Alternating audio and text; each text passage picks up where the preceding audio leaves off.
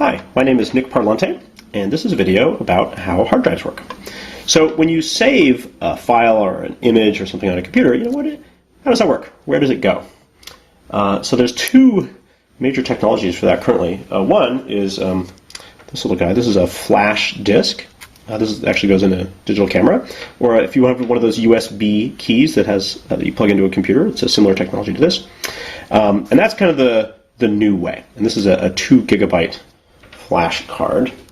So the old way, which is actually still used for some stuff, is this thing, which is called a hard drive. This is a 3.5 inch hard drive, which you would normally see in a desktop computer or in a server. There's a similar variant called a 2.5 inch hard drive that's just like a little bit smaller, that is very popular in laptops. So this is a 120 gigabyte hard drive, and it's fallen out of use, so it's getting sacrificed today for this demo. So normally this thing is kept totally sealed, but for today this one's going to get sacrificed because it's not getting used. So the way this works is there's this metal disc here, and it actually has a perfect mirror finish on it. So actually what you're seeing there is my ceiling.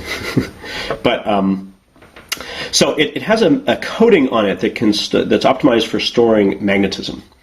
So this thing spins, and then there's this arm here, and at the very end of the arm, if I zoom in on it, there's a little head. There's the arm.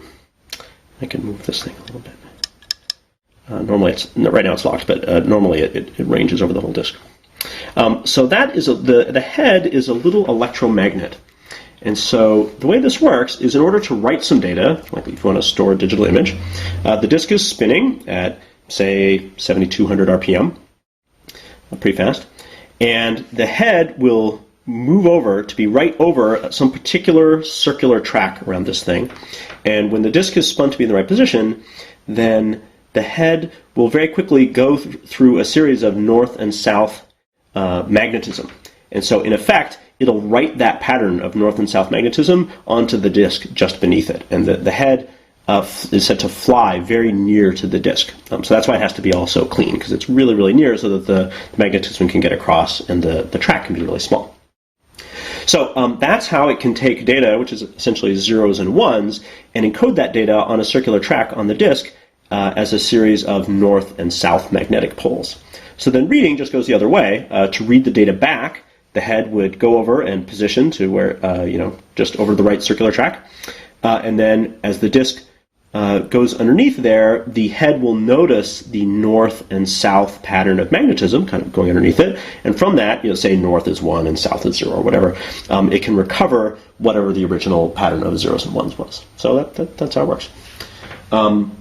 So let me down here. I'm going to try and plug this one in. Now, normally this would be stored, as I said, in the computer. You would never run it this way. But I'm just going to try this. So give this thing power. There we go. So you notice it has that sort of stereotypical sound as it kind of spins up, and you've maybe heard that when you were like turning on your laptop or your computer or something.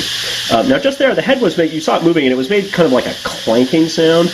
That wasn't a normal operation sound. I think that's some kind of error, failure mode it's gone into or something, because I've got the cover off, and it's maybe recognizing that something has gone terribly wrong in its world. All right, so let me try. So now that the disk is spinning and the head is just kind of waiting. So let me plug this into my computer.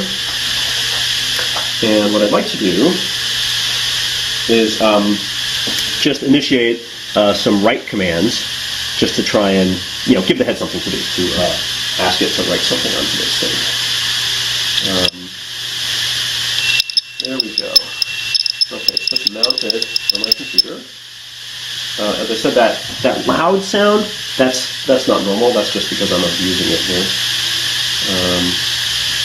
All right, so let's try this. So I'll give it something to do. There we go. So you can see the head is like moving very quickly. Like I've given it some enormous series of commands to like write a bunch of files, and so it's just jumping over to be over. I mean, who knows? It's got some scheme to organize the circular tracks. So it's jumping over to write little bits of data. There we go. And I'll be quiet so you can hear. Okay, not that clanking sound. Okay, shush. Sure that helps. So as it jumps around from track to track, it does make a little sort of a popcorn sound. Sort of a boop, boop, boop. Okay, I'm going to try and shake this thing. Hey, stop making that sound. There we go. There, that's the normal sound. So that's the sound. You may have heard that when you hit Control S or something, telling your computer to write something, and it makes a little sound. And so what was going on is, well, for the hard drive inside your computer, the head was jumping between 2 or 3 places and making like a little tiny sound. So you may hear that as you do that. So next time you fire up a computer or do something involving a hard drive, you're curious what's going on inside. Well, now you know.